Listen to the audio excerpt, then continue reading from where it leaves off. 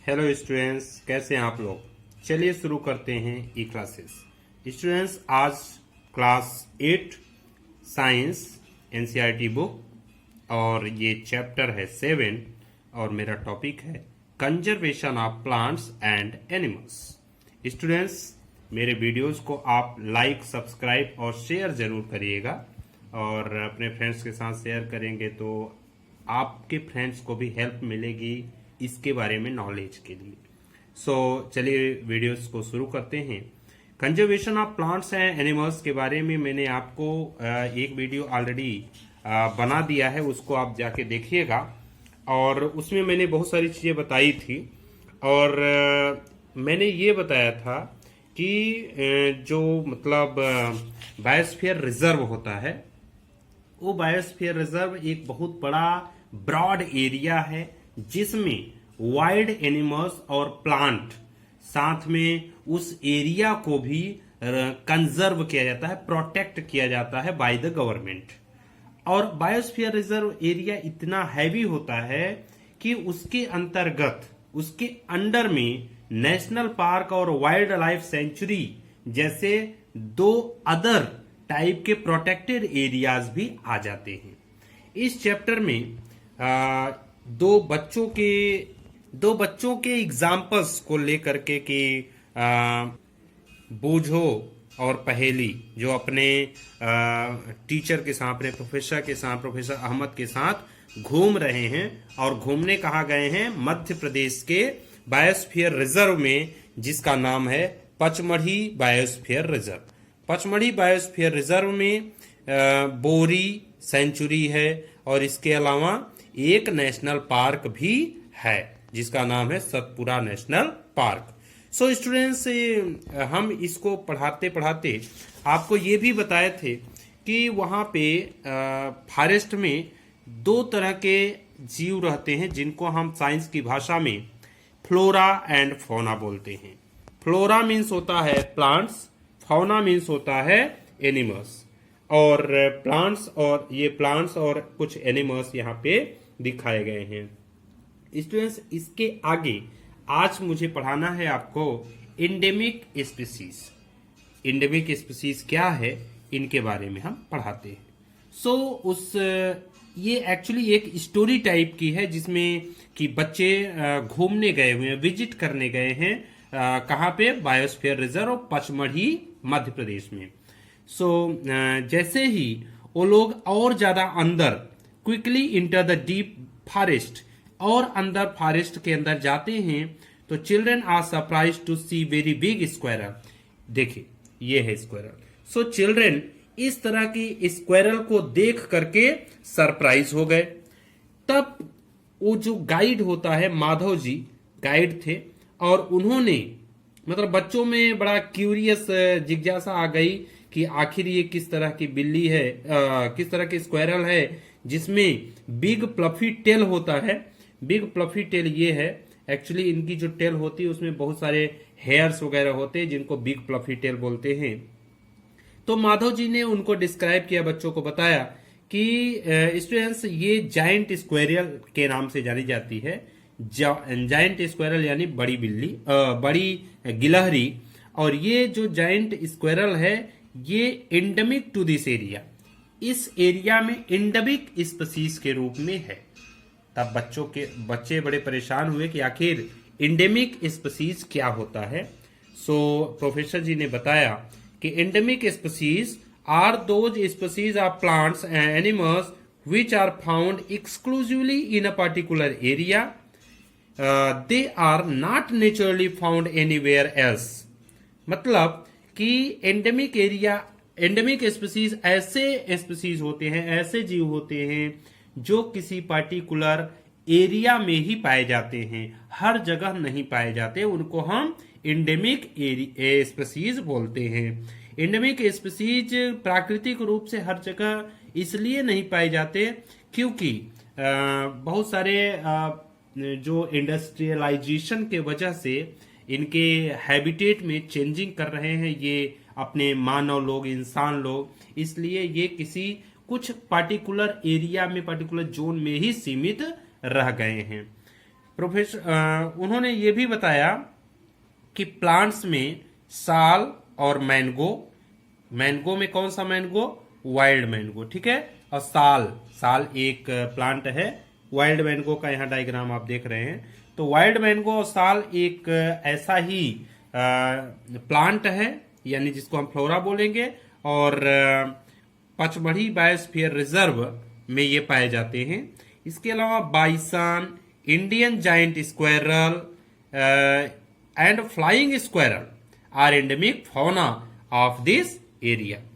Professor Ahmed भी explain किए कि डिस्ट्रक्शन ऑफ देयर हैबिटेट, इनके जो हैबिटेट है उनके डिस्ट्रक्शन के वजह से, इंक्रीजिंग पॉपुलेशन, पॉपुलेशन की वजह से इनके जो नए स्पीसीज हैं, इनकी जो प्राकृतिक हैबिटेट है यानी रहन सहन है, एरिया, वो सब के सब इंडेंजर देयर एग्जिस्टेंस, इनकी उपस्थिति बहुत ही खतरे में पड़ गई है।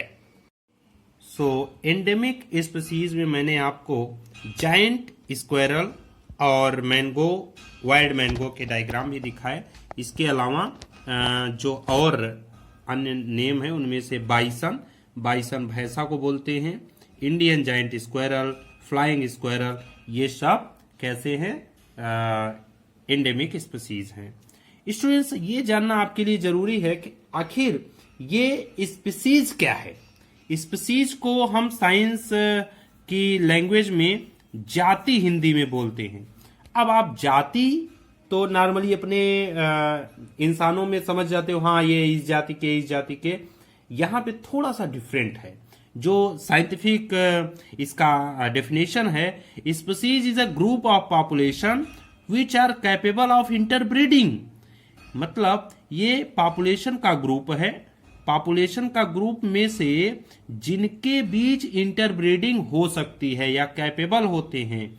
इसका मतलब ये हुआ कि ये इनके जो स्पीसीज हैं, इनके जो मेंबर हैं, ये आपस में रिप्रोड्यूस करेंगे और बच्चे पैदा कर सकते हैं। अगर कोई दूसरा मेंबर या दूसरी जाति का, दूसरी स्पीसीज का इस कैटेगरी में आता है तो वो ऑफस्प्रिंग यानी बच्चा पैदा नहीं कर सकता। ये हमारे साइंस में इनकी डेफिनेशन होती है, यानी species is a group of population which are capable of interbreeding. This means that the member of a species can reproduce fertile offspring only with the member of their own species and not with member of other species. Member of a species have common characteristics. इस species के जितने member हैं सबके same तरह के characteristics होंगे। ठीक है स्टूडेंट्स, सो स्पीसीज इन्हीं को कहते हैं। ये इंपॉर्टेंट पॉइंट है, इनके बारे में जानना जरूरी है आपके लिए। Wild life sanctuary. स्टूडेंट्स, मैंने आपको प्रोटेक्टेड एरिया में 3 प्रोटेक्टेड एरिया बताया था। एक बताया था बायोस्फीयर रिजर्व, दूसरा बताया था वाइल्ड लाइफ सेंचुरी और तीसरा बताया था नेशनल पार्क।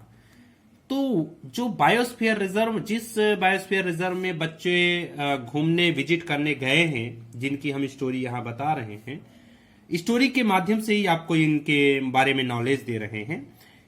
पहेली पचमढ़ी में गई हुई है, तो पचमढ़ी एक बायोस्फीयर रिजर्व है और पचमढ़ी के अंदर वाइल्ड लाइफ सेंचुरी होता है, जिसको हम पचमढ़ी वाइल्ड लाइफ सेंचुरी कहते हैं। और वहां लिखा था, क्या लिखा था एक बोर्ड में, पचमढ़ी वाइल्ड लाइफ सेंचुरी। तो Pachmarhi wild life sanctuary Pachmarhi biosphere reserve के अंदर है। और वहां प्रोफेसर अहमद ने एक्सप्लेन किया कि किलिंग, पोचिंग और capturing animals in general is strictly prohibited and punishable by law in all such places wild life sanctuary. मतलब कि ये जो पोचिंग या किलिंग एक ही टर्म है। पोचिंग एक्चुअली साइंस का वर्ड है जिसका मतलब होता है किसी को मारना, किसी एनिमल्स को। कैप्चरिंग एनिमल, एनिमल को पकड़ना या किल करना, ये प्रोहिबिटेड है, मना है। अगर ऐसा करते हो तो ये पनिशेबल है, यानी दंड के योग्य है। ये लॉ में है, यानी कि 1972 में एक लॉ बनाया गया था जिसके अंतर्गत किसी भी वाइल्ड लाइफ एनिमल्स को आप किल नहीं कर सकते, पोचिंग नहीं कर सकते, कैप्चरिंग नहीं कर सकते। ठीक है स्टूडेंट्स, वाइल्ड लाइफ सेंचुरी है क्या actually? Wild life sanctuary like reserve forest, ये एक रिजर्व फॉरेस्ट की तरह ही है, बस इसमें स्पेशली सुटेबल होता है living condition to wild animals, यानी कि यहां होंगे तो सभी प्लांट भी होंगे, स्पेशल एरिया होगा, यहाँ एनिमल्स होंगे, लेकिन स्पेशली जो फोकस किया जाता है वो वाइल्ड एनिमल्स के लिए किया जाता है। बाकी चीजें जैसे कि वाइल्ड लाइफ सेंचुरी में allowed to certain activities such as grazing, मतलब आप अपने गाय भैंस को ग्रेजिंग करवा सकते हो, चरवा सकते हो, कलेक्टिंग मेडिसिनल प्लांट्स को कलेक्ट कर सकते हो, फायरवुड की लकड़ियां ले जा सकते हो, ये सारी चीजें अलाउ है। लेकिन आप वाइल्ड एनिमल्स को बिल्कुल कोई भी परेशानी नहीं कर सकते। सो यहां पे जो फोकस दिया जाता है वाइल्ड लाइफ सेंचुरी को, वहां सिर्फ यही होता है कि ये वाइल्ड लाइफ एनिमल्स को प्रोटेक्ट किए जाए।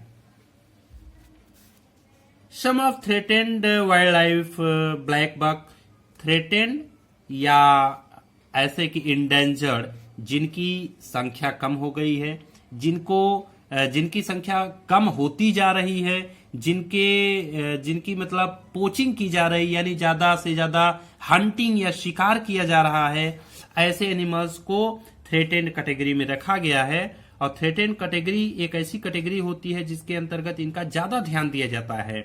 जैसे ब्लैक बक एक हिरन है, काला हिरन, वाइल्ड आइड बक, व्हाइट सफेद आंख वाला buck, elephant, golden cat, pink headed duck, घड़ियाल, मार्श क्रोकोडाइल, पाइथन, राइनासिरोस, ये जो एनिमल्स हैं इनकी स्पेशली देखरेख वाइल्ड लाइफ सेंचुरी में की जाती है। स्टूडेंट्स, आपको ये ध्यान देना होगा कि wild life sanctuary state government control करता है और देखरेख करता है, और सारी चीजें मेंटेनेंस भी स्टेट गवर्नमेंट ही करता है। इंडिया में 500 वाइल्ड लाइफ सेंचुरी से ज्यादा इनके नंबर्स हो चुके हैं, जबकि बायोस्फीयर रिजर्व की जो नंबर है वो ओनली 18 या इससे कुछ ज्यादा ही है, इससे ज्यादा नहीं है आज के डेट पे। ये जो वाइल्ड लाइफ सेंचुरी के कुछ यूनिक लैंडस्केप होते हैं, बोर्ड लेवल के फॉरेस्ट, माउंटेन फॉरेस्ट या बस land in delta of big reverse, big river भी उस तरफ से आसपास से निकलती है, तो वहां की डेल्टा वगैरह जो होती है वो बहुत ही स्पेशल लैंडस्केप होती है। सो इस तरह से जो बताया गया, और ये बताया गया कि इनके ऊपर, इन एनिमल्स के ऊपर लोग कोई पीटी नहीं दिखाते, कोई दया नहीं दिखाते, और इनको मारते रहते हैं, किल करते रहते हैं चोरी छुपे। इसलिए इनके जो पड़ोसी हैं इनके एरिया को एक्रोच करते जा रहे हैं, यानी अपने अंडर में। जैसे कि कुछ लोग अगर इनके आसपास, जंगल के आसपास रह रहे हैं, तो जंगल को काट काट करके अपने एरिया में मिलाते जा रहे हैं, जिससे इनकी संख्या कम होती जा रही है, ये थ्रेटेड कैटेगरी में आते जा रहे हैं। सो इनके बारे में इतना सारा हुआ, और बच्चों को ये भी कुछ याद आया कि जू के बारे में ऑलरेडी वो जानते थे। सो उन्होंने सोचा कि क्यों न एक बार हम जू और वाइल्ड लाइफ सेंचुरी के बारे में जानें। तो ये जानना आपको जरूरी है कि जू जो होता है ये एक ऐसा प्रोटेक्टेड एरिया है जिसमें हम लोग इनके नेचुरल हैबिट बनाने की कोशिश करते हैं, लेकिन वाइल्ड लाइफ सेंचुरी इनका एक्चुअली नेचुरल हैबिटेट है, मतलब प्राकृतिक आवास है वाइल्ड लाइफ सेंचुरी। लेकिन जू जो होता है वो एक आर्टिफिशियल आवास होता है, जहां पे हम इनकी विशेषकर देख रेख करते हैं। सो थर्ड नंबर पे आता है नेशनल पार्क। स्टूडेंट्स, मैंने आपको बायोस्फीयर रिजर्व और वाइल्ड लाइफ सेंचुरी के बारे में बताया। अब आप जानिए नेशनल पार्क। सबसे पहले ये जान लीजिए कि नेशनल पार्क जो होते हैं वो वाइल्ड लाइफ सेंचुरी से बड़े और बायोस्फीयर रिजर्व से छोटे होते हैं। इनका जो कंट्रोलिंग होती है वो सेंट्रल गवर्नमेंट के थ्रू होती है। अच्छा,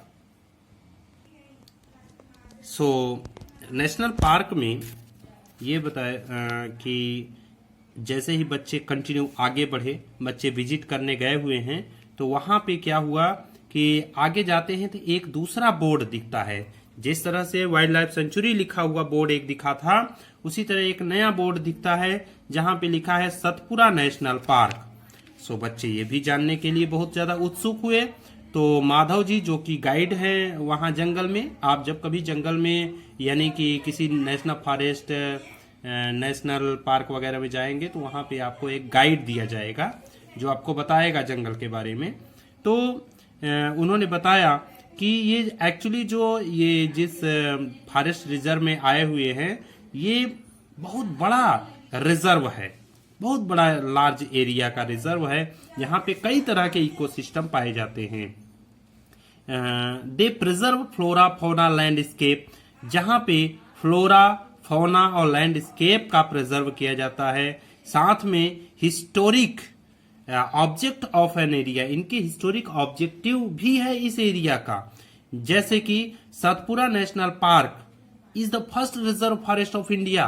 भारत में सबसे पहले रिजर्व के रूप में, रिजर्व फॉरेस्ट के रूप में सबसे पहले सतपुरा नेशनल पार्क ही बनाया गया था।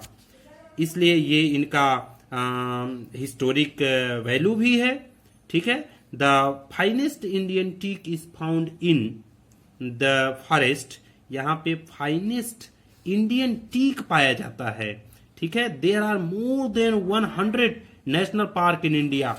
इंडिया में 100 से ज्यादा नेशनल पार्क पाए जाते हैं। स्टूडेंट्स, जो ये नेशनल पार्क है इनका कुछ ऐतिहासिक महत्व है यहाँ सतपुरा नेशनल पार्क का, जो कि कहाँ है, आपके बायोस्फीयर रिजर्व में। और ये कौन सा, पचमढ़ी बायोस्फीयर रिजर्व। ठीक है। यहाँ पे पचमढ़ी बायोस्फीयर रिजर्व में देखिए कि रॉक शेल्टर पाया जाता है। Rock shelter Satpura national park जो कि पचमढ़ी में है पाया जाता है। रॉक शेल्टर एक्चुअली क्या है कि ये evidence of pre historic human life, pre historic human life का एविडेंस है। और हमें क्या मिलता है यहाँ पे, life of primitive people, primitive people के बारे में आइडिया मिलता है। रॉक पेंटिंग वहां है, रॉक पेंटिंग जो कि कई पेंटिंग है, लगभग 55 रॉक शेल्टर्स हैं वहां पे, जो कि बायोस्फीयर रिजर्व को थोड़ा स्पेशल बना देते हैं। देखिए वहां पे कई सारे फिगर्स बनाए हुए हैं जिसमें मेन फाइटिंग, मतलब लोग किस तरह से फाइटिंग करते हैं, हंटिंग कैसे कर रहे हैं, डांसिंग कैसे करते हैं, और प्लेइंग म्यूजिकल इंस्ट्रूमेंट क्या करते हैं, ये सारी की सारी चीजें वहां पे रॉक पेंटिंग बनाई गई है, यानी कि चट्टानों में डायग्राम बनाया गया है। सो सतपुरा नेशनल पार्क का ये जो रॉक शेल्टर है, रॉक पेंटिंग है, ये बहुत ही स्पेशल हो जाता है स्टूडेंट्स।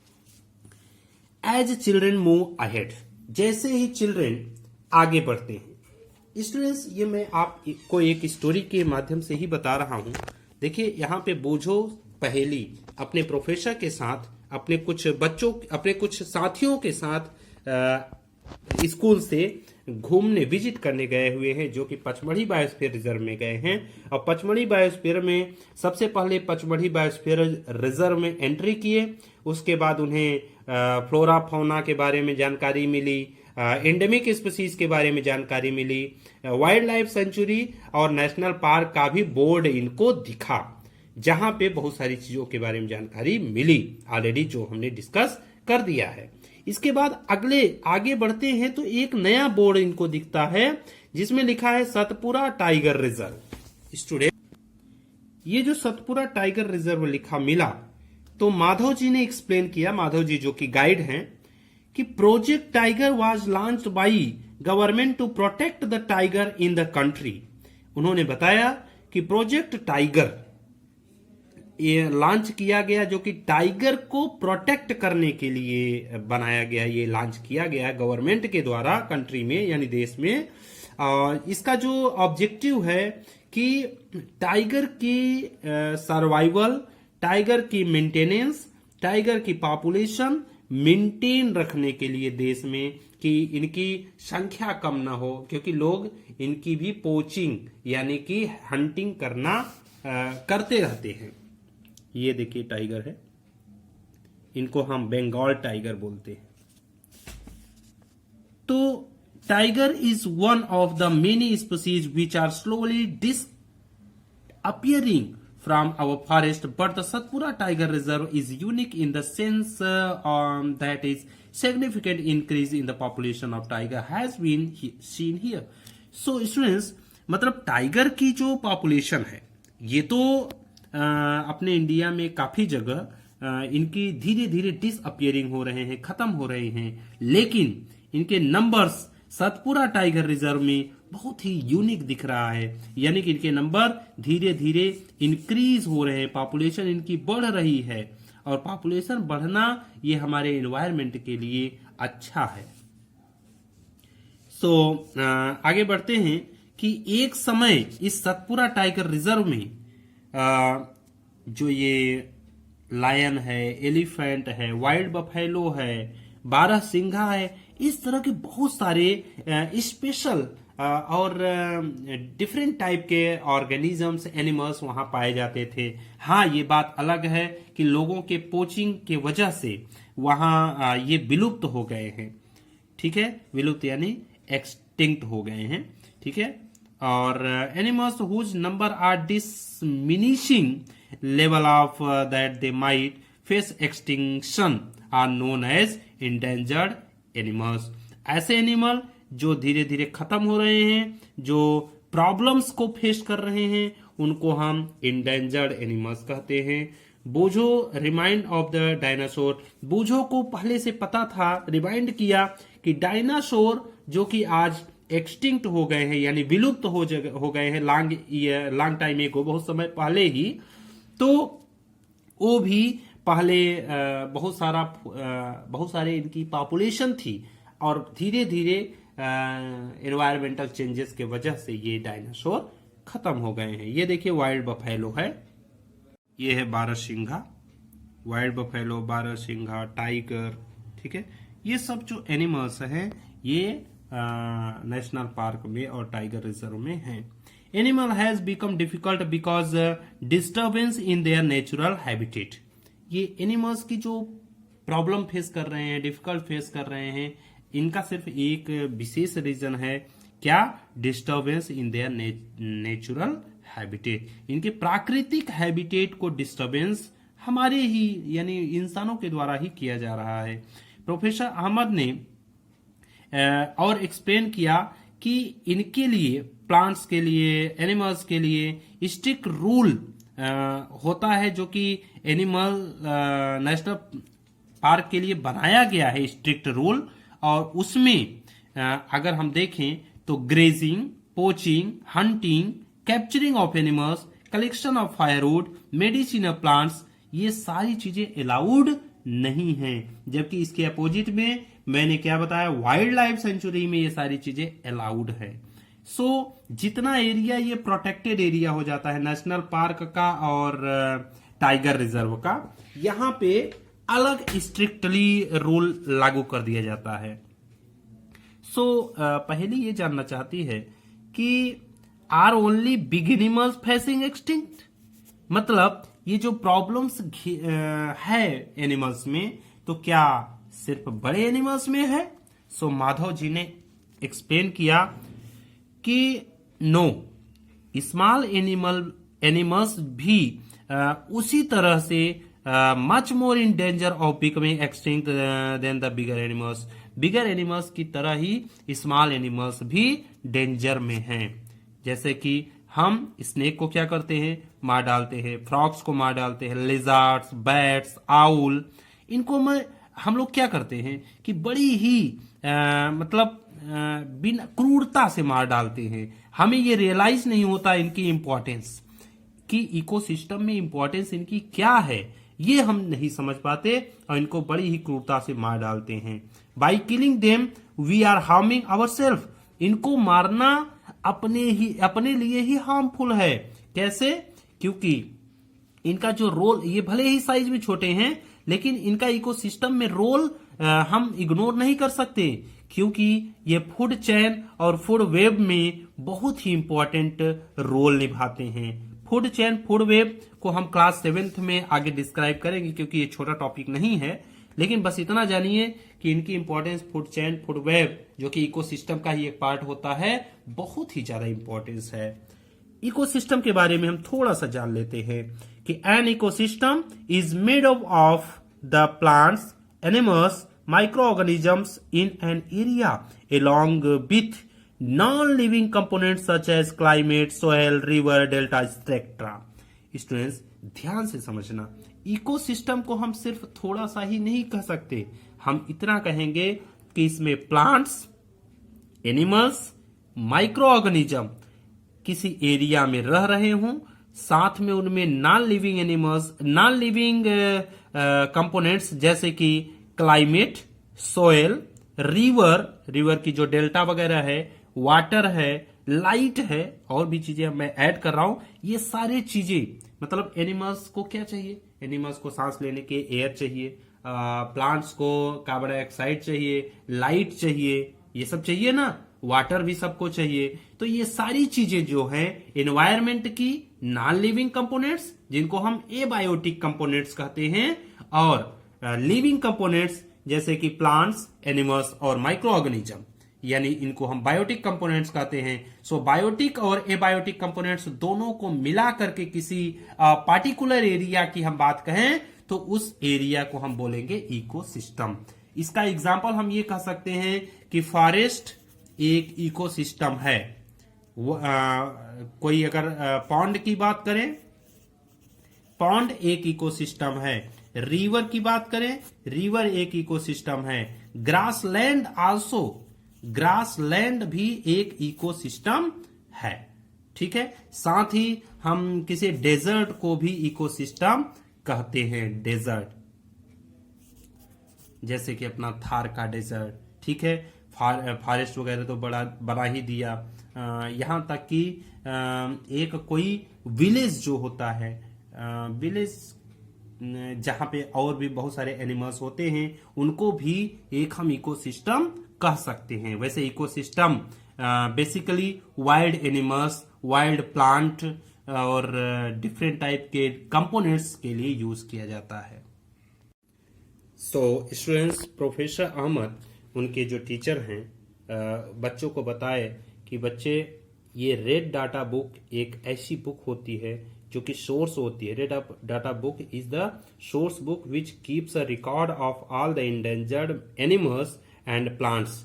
एक ऐसी बुक जो कि एक रिकॉर्ड रखती है इंडेंजर्ड और प्लांट्स की, कि और एनिमल्स किस कैटेगरी में आते हैं, यानी इनकी संख्या अच्छी है कि नहीं, इनको अच्छे से भोजन पानी मिल रहा है कि नहीं, इनका जो लाइफ है, इनका जो हैबिटेट है, ये सब ठीक ठाक है, इनके नंबर्स सही हैं कि नहीं, ये सारी चीजें रेड डाटा बुक में मेंटेन की जाती है, जो इंडिया और वर्ल्ड दोनों जगह ये तैयार किया जाता है। Red data book world level पे international union conservation of nature and natural resources करके है, IUCN, जो कि इसको मेंटेन करता है। इंडिया में भी मेंटेन किया जाता है।